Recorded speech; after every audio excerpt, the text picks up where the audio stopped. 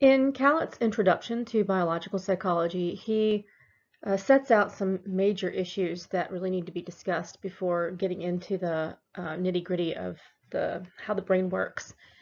And I have used another textbook's beginning of pulling out this piece about consciousness, which Callett deals with in a very brief way at the beginning of this introduction, and then he has another little sliver in that module 13.1 that I'm having you read for this, and then I'll get to those other two major issues after this, what is a brief sliver that I'm going to pull out into a larger question. And this larger question of consciousness, it's important, I think, to discuss this as we get started, because for a little while we're going to be doing this really background basic information about how neurons work and how the anatomy of the brain. And I feel like you need to know why you want to know that. So I throw you into the deep water. It might kind of feel like you're drowning a little bit as we are going through a lot of pretty heavy concepts. And I really do want you guys to figure out a way to ask me questions, and I will come back to this on the first Monday that we do see each other. I'll come back to making you all think about your own definition of consciousness and any questions that I get between this time and now, and think about your asking your questions then, because I feel like if you're thrown in the deep water, you realize why you want to swim. So that's the kind of brief background of why I do things this way, and it feels a little bit uncomfortable in these usually it's my first classes where I get lots of questions to explain things another time, because you don't really have the background for some of what I'm saying, and I give you a lot kind of quickly here. But we're going to come back and we're going to fill in the pieces, and I do feel like this gives you the feeling of why you want to swim, why you want to be able to understand those background pieces so that you can answer some of these questions. So I start out with these pictures of the universe, of the celestial beings here, and then also of a picture of our planet and what's going on our planet. We might ask the question, given the fact that we have a universe, why do we have this particular universe that allows for life as we know it, for one thing? Could the universe have been fundamentally different? Originally, physicists thought, no, this is really the only way the universe could be, which is why it is this way. But in the 1980s, this exploration of this question led to a new branch of physics, actually. So this was when string theory was proposed. These physicists discovered that there were many different possible universes. So actually, I came up in the 80s. I was a college student in the late 80s, and this idea was really exciting to me, this idea of parallel realities. And for some reason, at the time, I thought the proposal was that there were 12 parallel realities. I don't know if that was something I got in my head, or if things have changed in the world of physics. But I even wrote a little novella, a little short story about parallel realities kind of colliding together. I think it's a fascinating topic, and you can see kind of what a nerd I am and how into this question I am. But no, it's not that there are 12 parallel universes. Again, I don't know where I got that number in my head, but physicists estimate one with 500 zeros after it. That's a low estimate of the number of different possible universes that could be out there. So virtually an infinite number of possible universes. And so now, if we ask how many of those universes, those possible worlds, could support life as we know it, the answer is very few, interestingly. Our universe has protons, neutrons, and electrons, and there are 4 fundamental forces: gravity, electromagnetism, the strong nuclear force, and the weak nuclear force. If we look at all of this, any change would mean that we do not have the universe as we know it, or life as we know it, with changes as small as 0.01%. So if gravity were any weaker, matter would not be able to condense into stars and planets. We would just have a gaseous universe. If gravity were any stronger, stars would burn so brightly that they would burn out before life had time to evolve. If the electromagnetic force were any stronger, the protons within an atom would repel one another so strongly that atoms would simply burst apart. And it is because of the exact ratio of the electromagnetic force to the strong nuclear force that helium and beryllium go into resonance within a star, enabling them to fuse easily into carbon, which of course is essential to life as we know it. We are all carbon-based life forms. If either the electromagnetic force or the strong nuclear force changed even slightly, even 0.01%, the universe would have almost no carbon. We would have no life as we know it. Of course, it's hard to imagine life as we don't know it, but we wouldn't have life as we know it. Your author goes through a couple more of these examples of any small change that would have meant a really different kind of universe that could not support life as we know it. So this question for our purposes is really made up of two main pieces or parts, two other questions that kind of make this up, why the universe is the way it is. The first is, why is there something rather than nothing in the first place? This was first asked by Gottfried Leibniz in 1714 in this manner, that it seems like nothing would be the default, that not having anything here would be the default position, and yet something was created, or something existed that created the universe, or the universe self-created. Your belief system, we don't know why the universe is the way it is, so your belief system tells you how you feel about that, but something had to be there in the first place. And really, so this universe could have taken on many different forms, and very few could have supported life. We may never know why the universe is the way that it is, and that is really a question for philosophy classes for people who have been in physics for years, physics and philosophy, and potentially psychology too, but that is for people to spend their lifetimes kind of looking into the answers of that question, and we may never know. The second main question that really makes up this question of why the universe is the way it is, and the one that's going to be important for us in examining this question of human consciousness, is, given a universe of matter and energy, why is there such a thing as consciousness? How did this consciousness come out of matter and energy?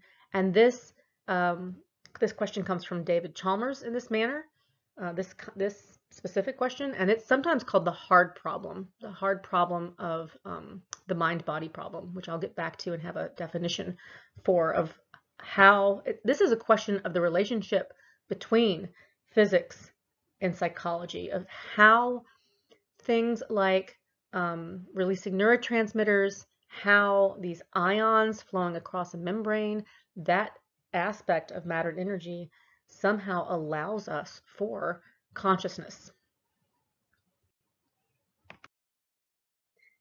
These questions about human consciousness have really been asked in some form or another for centuries. Humans want to understand the nature of the human mind. I've got this picture that came from that Neil Carlson book, which I will give credit to in the YouTube video. This 16th century woodcut, if you can see the skeleton contemplating the skull back from the 16th century. So these are questions that we have been asking for centuries, and the answers have typically fallen into two main categories of overarching, how are we answering this? For a long time, people believed in dualism, that the physical body, the brain, and the mind, or what we might talk about as the soul, as they often put the mind as the soul, that those are separate entities. More recently, but still centuries ago, people started arguing for monism, that there really is only matter and energy in the universe, and so the mind must be produced by the workings of the nervous system.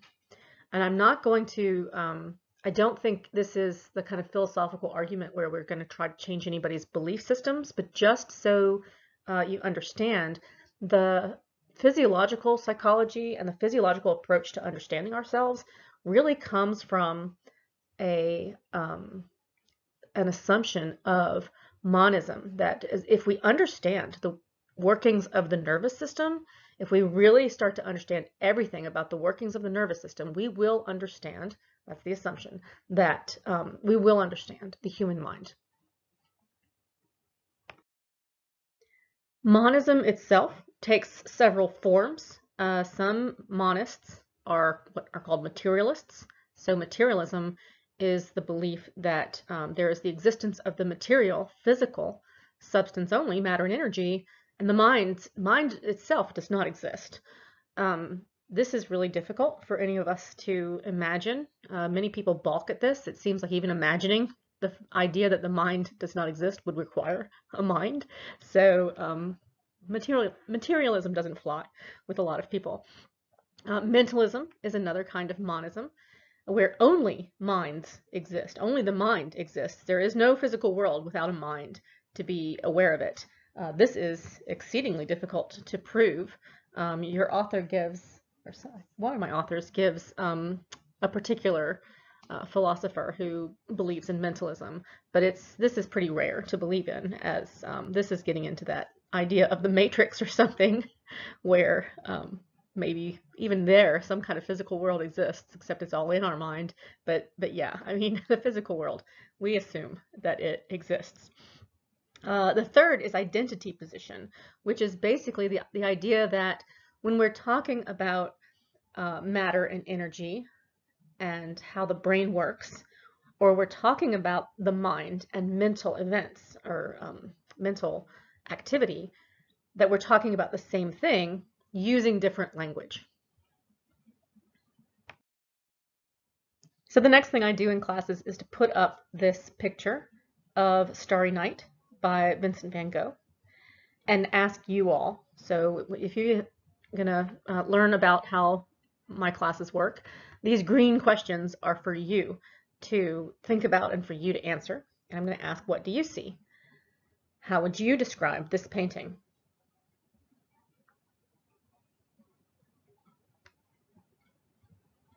And I am going to give my couple of seconds of silence there for you to think about that without me talking. Even though I'm not going to get any answers from you all, I have to give you some answers from previous classes. Sometimes students really talk about the prominence of the moon. Sometimes people talk about how that small town is down there, and it kind of has some depth to it. Some people talk about the style of Vincent van Gogh and the swirls in the paint, that kind of thick paint that he would put on those canvases. Different students talk about this differently, and that is the point of the questions, and to get back to that identity position that we're all, in this case, we're not talking about the mind versus matter and energy as monism, but we are doing the same kind of thing with the identity position, that we were talking about the same thing, Starry Night by Vincent van Gogh, using different language. So crucial questions when discussing consciousness: how or why it exists, which I went through at the beginning, and again, that is such a complicated and deep question, we're not going to try to answer that question at all. And then the second question is how to define it. And that is a question we're going to at least discuss and think about. We're not going to come up with some answer that makes us feel really good about ourselves. We're not going to agree on an answer. People have different feelings about what consciousness means, and which is why I ask you to think about your own definition of consciousness and to get into this kind of philosophical question. we're going to actually use some scientific evidence as various different people try to define consciousness. And just so you know, every year or so I go back and check these numbers, but so I go and look up consciousness, just put the consciousness in as a keyword. In Google, I get 1.2 billion hits. In the Thomas Cooper Library, the library landing page, so just at the overall Thomas Cooper Library, I get 1.4 million hits. Okay, that's a lot for a single library. If you go into Phil Papers, so the database that the philosophers use, that I don't use very often, and I just put in consciousness as a keyword, it says over 1,000, use more specific keywords. Okay, it doesn't even really like just the word consciousness by itself because it's there's too much to handle. And PSYC460, which is my favorite database as a psychology professor and as a psychology student, it certainly was. PSYC460, if you put in consciousness as a keyword, you get 65,679 hits. So even in just the journals of psychology, we are talking about consciousness quite a bit. And so if all of these philosophers, I've also gone into the philosophy sections at Barnes & Noble and looked around. And if you look at the books that have consciousness in the title, or as I went in anything that didn't have consciousness in the title, I'd go in and look at the table of contents and for the word consciousness, even just in the table of contents. And that was at least 1/3 of the books that I picked up in the philosophy section. So people are asking, a lot of people are asking this question about what is consciousness? How do we define consciousness? How do we understand consciousness? So you're not going to come up with some definition where you say, oh yes, this is it. I feel really strongly. And you might feel really strongly, but you're not going to feel that you definitely have the supposedly correct answer. And that's good. That's okay. I just want you to think about the question. Biological explanations of behavior raise the issue of the relationship between mental activity and the brain, which is also known as the mind-body problem. This is the hard problem that I had in quotes up there in blue a while ago. The David Chalmers's hard problem is the hard problem of the mind-body problem.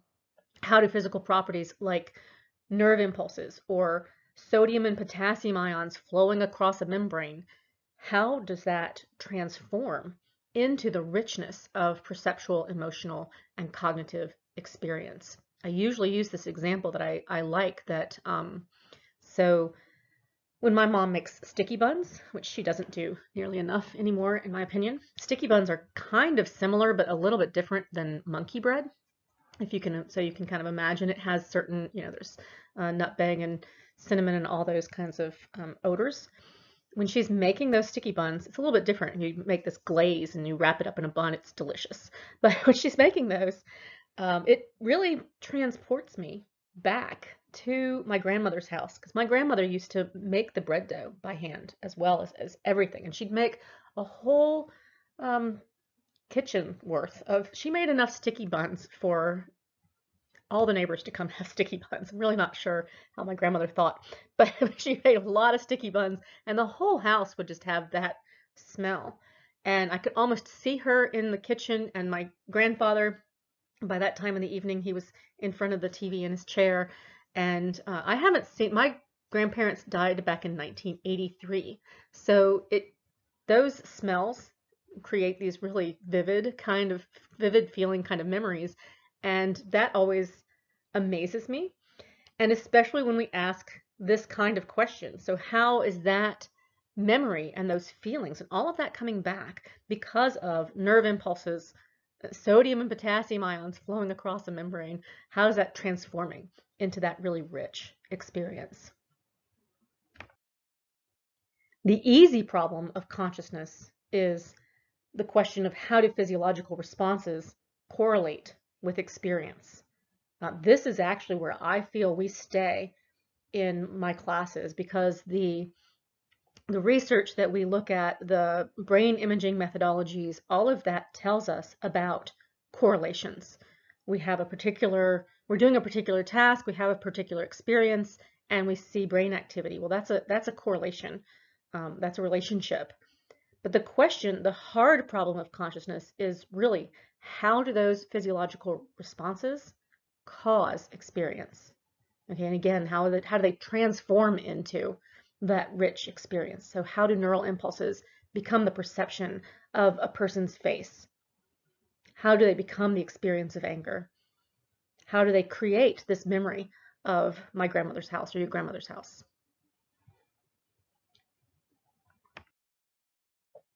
As we're going to define consciousness, or we're going to go through some possible definitions of consciousness, again, I want you to think about, what is your definition of consciousness? What do you believe? My first bunch of evidence is going to be the possible definition of something that we are aware of and can communicate with others. This actually comes from The Physiology of Behavior by Neil Carlson, which is a textbook that I used for 2 semesters. I loved it. It has been my favorite textbook to use, but it is very complicated. I'm not sure I got more complaints from undergraduates, but I felt like it was kind of over the heads of a lot of undergraduates, that it's more at a graduate level. And it's really a great textbook. So if this is a field that you're planning to go into, I would recommend getting that textbook. He was a neurology resident. He talks about being a resident. He goes into a lot more depth than Calit does, and he starts off his book with this question of consciousness, which is how I started having classes begin with this question of consciousness, and I really like it. But his belief is that this is something we are aware of and can communicate with others. And some of the evidence I agree with him, and some of the evidence I disagree. And again, you're going to have to decide where you are. And I'm going to tell you where I agree and disagree, just because I feel like that's 2 kind of authorities that are saying different things. And I think it might help you. I hope it helps you to say, oh, I really have to decide this for myself. You don't have to agree with me, certainly. I don't expect you to. The second possible definition is by using brain activity. By examining brain activity, we can describe and define consciousness. And some neuroscientists are certainly going this way. I will talk a little bit here in these early lectures about Jeffrey Alan Gray. We come back to him explicitly from your textbook in the emotion chapters, or the emotion chapter. So I read a book by him that, or part of it was pretty long. So I read part of his book about using brain activity, really, to define consciousness. It was an excellent book. And if you go look up his name and consciousness, that's in the Thomas Cooper Library. That's where I got that from. A third possible definition is to use the word perception, or the idea of perception. A lot of times in the field of perception, what they really are talking about is conscious experience, and so those get used interchangeably. And so you can see I have in parentheses there attention question mark, experience question mark, because experience does get conscious experience. Those words get used interchangeably with the word perception, or so when we're looking at perception, that's really what we're if we're looking at what people are asking people what they are perceiving, we are asking them about their conscious experience. I have attention in there as well with a question mark, because attention is crucial for conscious experience. So we're going to see this kind of shifting of attention means a shifting of, if I'm not paying attention to something, I'm not perceiving it necessarily. Okay, and it really affects my perception, is what I'm saying. So that's in there as well. It's kind of, where do those fit? And you can see that I've pulled out awareness, and that's separate from, we're going to go through those top 3 possible definitions, and I'm going to provide evidence for each of those possible definitions. Whereas awareness, if you want to say that consciousness is awareness, then what is your answer when I ask you, so what is awareness? Right? You're kind of stuck with this. Well, it's being conscious of something. So That is what we call a tautology, right? That's really kind of circular reasoning, and it's not a helpful definition. So we're going to walk through some evidence of those first three possible definitions. And it's going to take the rest of this class and the next and some of the next class for walking through those possible definitions. So in the next slideshow, I will start with the something that we are aware of and can communicate with others.